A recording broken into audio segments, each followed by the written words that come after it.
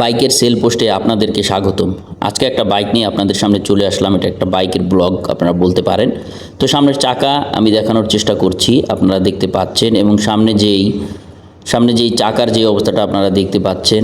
আর হচ্ছে সামনে যে হেডলাইট আছে, ইন্ডিকেটর লাইট আছে, সামনে যে ব্রেক প্যাডেল, হচ্ছে ক্লাস লিভার, ব্রেক লিভার, এগুলো দেখতে পাচ্ছেন। আর যদি ইঞ্জিনের কথাটা বলতে চাই, নিট অ্যান্ড ক্লিন, ফ্রেশ, কোনো অ্যাক্সিডেন্টের কোনো হিস্টোরি নেই।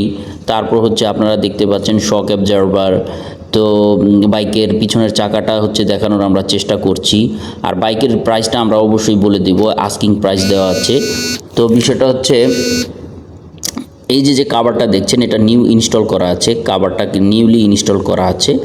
এবং যে আমরা এই ডান পাশ থেকে যদি আমরা লুকটা দেখাতে চেষ্টা করি তাহলে দেখতে পাবেন এরকম।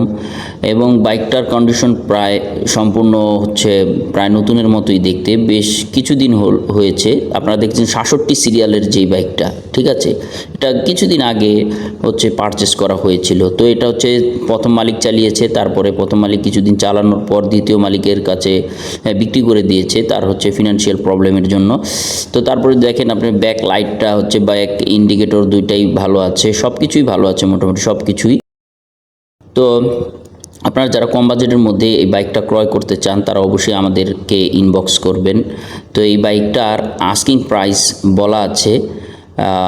পিছনের চাকাটা একটু দেখে নেন, পিছনের চাকাটার কন্ডিশনটা দেখে নেন। অলমোস্ট প্রায় খুব ভালো বললেই চলে। তো আমি হচ্ছে কাছের থেকে দেখানোর চেষ্টা করছি। আর এই বাইকটার আস্কিং প্রাইসটা দেওয়া আছে ৭৫,০০০ টাকা। তো আপনারা চাইলে ইনবক্স করতে পারেন।